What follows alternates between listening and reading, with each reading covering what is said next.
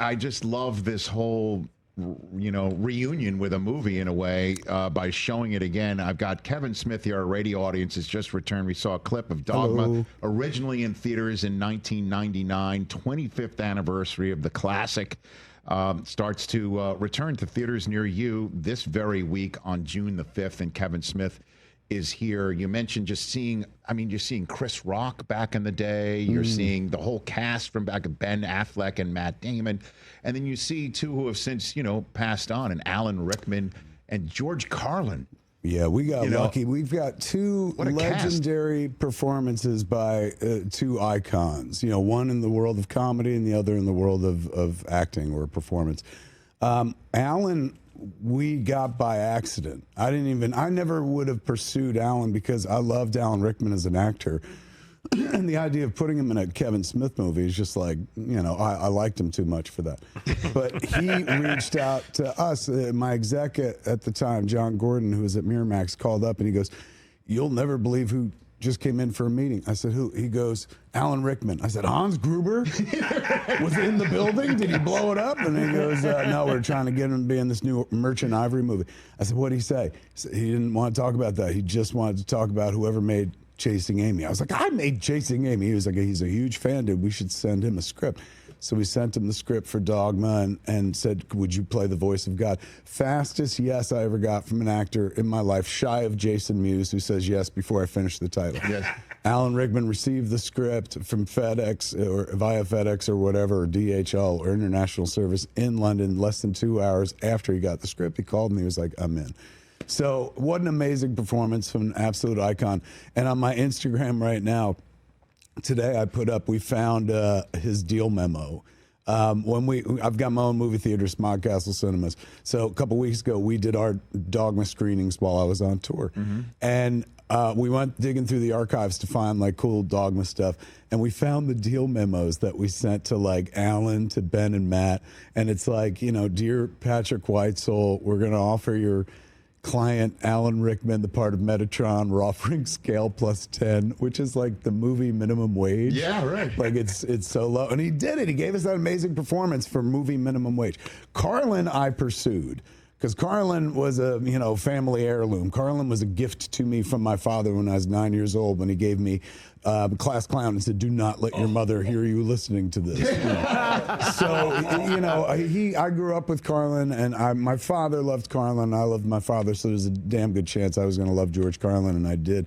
And one day I made a movie, and then I got to make another movie, and the third movie. Because of the third movie, they let me make the fourth, and we got this character in it in Dogma, Cardinal Glick. So I was like, we have to get George Carlin to play a cardinal, like a well-known atheist. Yeah, I mean, let's say I like to think of George as a lapsed Catholic. Okay, you want to put him in the atheist category, that's fine. But he was probably the world's most famous lapsed Catholic, as I like to think. I will accept that. So sure. We reached out to his manager, Jerry, because we were like, let's find out, man. We'll make him an offer to be in a movie. Like, he doesn't act nearly enough.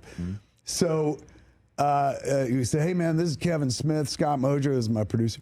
I said, "We made Clerks." And Jerry's like, "I don't know what that is." And I was like, "All right, then you ain't gonna know the second movie is Mallrats." And he goes, "Never heard of it." I was like, "Well, we made a movie recently. It's getting good press, Chasing Amy." He's like, "Nope, never heard of that." Oh boy. And I was like, "Well, we co-executive produced Good Will Hunting." He goes, "Ben and Matt, I know those guys." And I was like, "Okay, well, we're making the new Ben and Matt movie, man. We want George to be in it." And he goes, "George, you want George to be a comic in your movie?" I said, "No, I want him to act. I got a role for him." He goes, "What's the role?" I said, "He played Catholic Cardinal." He goes, "Oh, George will love that."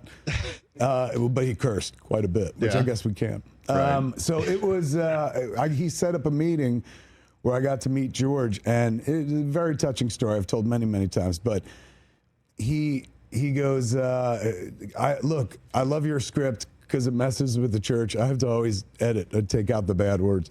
It messes with the church. He's going, "But we got a problem.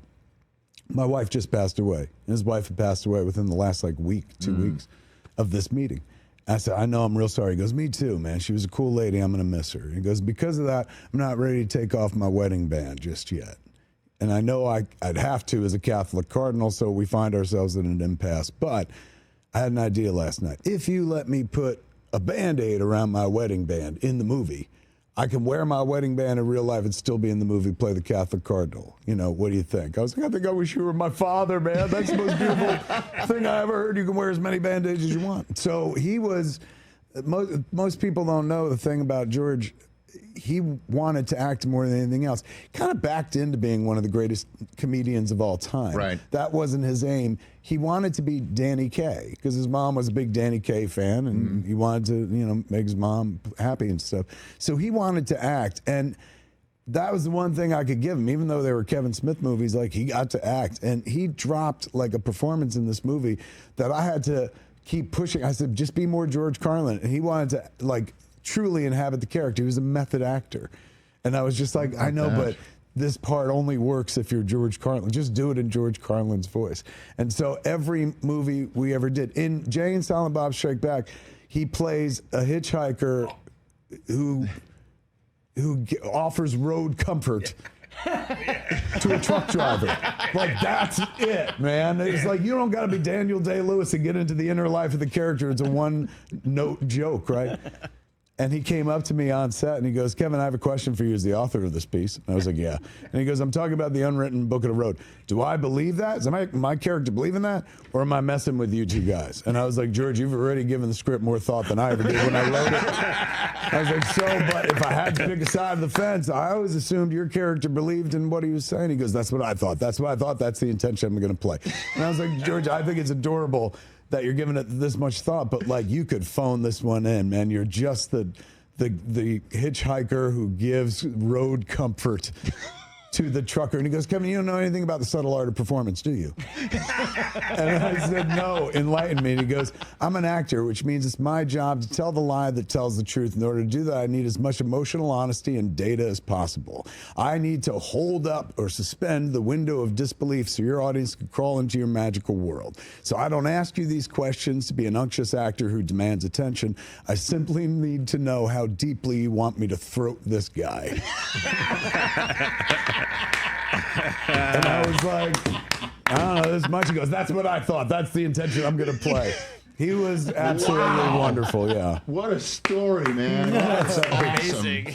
One you could share with your mom. It was so cleanly, you know, well self-edited. Done. Thank you. Kevin Smith. My mom will be like, why can't you do that every time? Catch the Rich Eisen Show live weekdays from 12 to 3 p.m. Eastern on Roku Sports Channel in the U.S.